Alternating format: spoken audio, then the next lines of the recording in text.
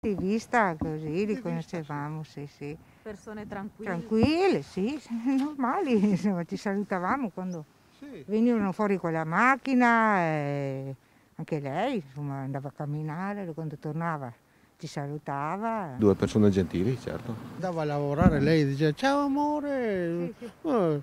gente tranquilla, non mai pensare a una roba così. Due persone educate, gentili e riservate. Nel quartiere Rosangela e Costantino erano conosciuti, non frequentavano però il paese ma intrattenevano buoni rapporti di vicinato. Nessuno poteva immaginare quello che poi è accaduto. Anche il sindaco di Polesella è rimasto sotto shock quando ha preso la notizia del delitto e del tentato suicidio. Sono due persone che erano conosciute qui dal vicinato, che però non avevano mai dato particolari segnali di preoccupazione rispetto a relazioni difficoltose al proprio interno.